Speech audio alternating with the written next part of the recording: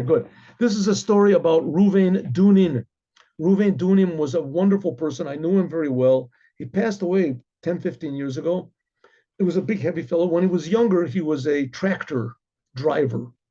He was not religious. He was brought up in like a very marginal religious family in a kibbutz, but I think he became not religious. In any case, somehow or other he met up with some of the emissaries of the Rebbe and in his kibbutz, and he realized that there's something there, and they took him to the Rebbe. As soon as he saw the Rebbe, that was it. He was just in love with the Rebbe, and the Rebbe really loved him. And the Rebbe said that anytime he wants to, he can come into his room. You should knock on the door. It said the Rebbe is, if he's available, quite amazing. And so he was also a very, very down to earth person, very down to earth person, as the story that I'm about to tell you illustrates. And this is a little bit relevant to this week's Torah portion, because it says that Yitzchak, it says, was blessed, and Rashi says that people were saying about Yitzchak, we would rather have the excrement of his mules than to have the riches of a king. That's what it says. Tov zevel predos to Yitzchak mikesev v'zav da Abimelech. Which in a way doesn't make any sense, but in a way it sort of does make sense, because if you see it's a pretty disgusting thing to say, but you see how much people are willing to give money. They found one of Elvis Presley's shoes or something like that. It goes for $1 million. Who knows what it is? So it could be that, okay. So this is the story. Ready? And you'll see what that has to do with this disgusting subject I just talked about. So because he had lived in a kibbutz, and when he was younger, the kibbutzim in Israel, I don't even know if there are any kibbutzim anymore, but it used to be the kibbutzim in Israel. There was it was supposed to be ideal communism. That was the ideal, the amazing glory and beauty and love and benefit and truth and harmony of communism. Communism, for those people who don't know, had perhaps the most beautiful slogans and sayings and promises of any movement, perhaps in the history of the world, with brotherhood and love and togetherness and progress and and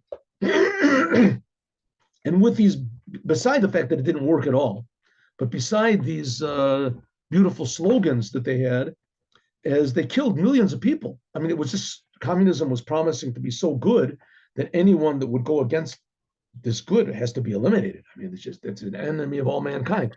So they say that like Stalin killed up to 50 million people, and some people say only 20 million people, and the Mayo killed like 100 million people, and some people say it wasn't that bad. He only killed like 70 million.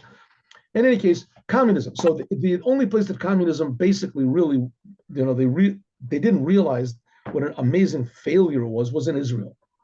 So Israel, there came a lot of them came from Russia, and a lot of them were very non-religious Jews, the anti-religious. And why were they not religious? Because they're going to do it themselves. So they made communist kibbutzes. And even some of them, when the communism, they changed it to socialism and they changed it to this. But nevertheless, even though everything, all of their ideals sort of faded away, but their atheism, they did not throw away. That, value, the incredible importance of being an atheist, they would not throw away, which in fact, there is a value to being an atheist, and that is that you don't rely on God for everything. You do things on your own. So that's a good thing. What's bad about it is you don't rely on God for anything. And that's what's bad. God wants us to be partners with him. Okay, but anyway. And so because of their attitude. Atheist or a non-believing atheist? Because of their attitude, I always say there's no such thing as an atheist. There's only I-theists. They believe in themselves. An I, capital I. Okay, but don't talk. Let me finish the story.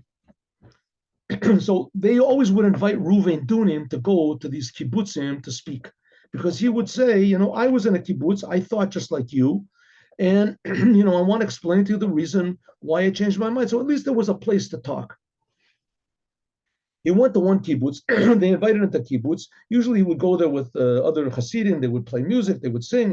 Everybody enjoyed that. And then, so before he started to speak, let's say there were 50, 60 people listening to him. And somebody stood up and said, okay, listen, we realize you saw the light, you're wonderful and everything. We want you to prove God exists. You believe in God. You have to prove God exists. Can you prove? If you can't prove God exists, then we're leaving. We only deal with facts, reality. We're not this mumbo jumbo stuff. Can you prove that God exists? So he said, oh, yeah, sure. So they said, oh, really? You can prove God exists? He said, of course. I said, okay. So prove God exists. Let's see you. He said, okay, first of all, I just want to ask you a question. You have on this kibbutz, you have animals, right? Yeah. You have sheep. He says, yeah. You have cows. So what does this got to do with anything? We want to know, does God exist? I'll explain to you. But I just want it, this is a preparation. It'll just take a couple of minutes. Answer the questions. Okay, good, yeah. Yes, we have animals. Says you have sheep. You also have cows. They give birth sometimes to calves. So yeah, we have sheep, calves. Okay, prove God exists. Okay, just one more small question. When you ever notice that when sheep or goats, when they excrement, when they excrete, when they go to the bathroom, so it comes out in little balls, right? The manure comes out in little balls. And you can have like a calf, which weighs the same thing as a goat. Sometimes a calf can weigh the same thing. But when it goes to the bathroom, it comes out in cakes. It comes out like a big sort of a cake on the ground. It's not like little balls. Can you explain why that is? So they looked at each other. So what did we bring here? Said, listen, I mean, is that all you got to say? Then we're just leaving. No, I want to explain to you, to prove to you that God exists, but just please answer my question. It's just a simple question. Why is it that if you have, let's say, 100-pound goat, that the excrement that comes out, the manure comes out in little balls, and when you have a 100-pound calf, as the excrement comes out in cakes? Do you understand why? So they said, okay, we don't understand why. No one here understands why. Says, no one understands why. So he said, listen, I mean, he used a sort of a little bit more of a dirty word that I don't want to use it here. He said, listen, if you guys don't understand manure, you don't understand manure, then how are you going to understand God? They all laughed and they let him talk. Okay, what effect he had on them, I don't know. But the basic thing we're trying to say is, I mean, he could have said it in a different way, but he wanted to just, go really down to earth. The point is, nature is above understanding. That's what nature means. The word nature means something you don't understand. It is the nature of a dog to bark. Why? That's his nature. Why is it? Because his father barked. His father taught him to bark. Right? They bark because it's heard. The nature of snakes is to slither on the ground. Why is that their nature? That's their nature. Why don't they stand up? Maybe there are a few. That's their nature. Nature we don't understand. So he says, if you don't understand nature, you think you're going to understand the creator of nature.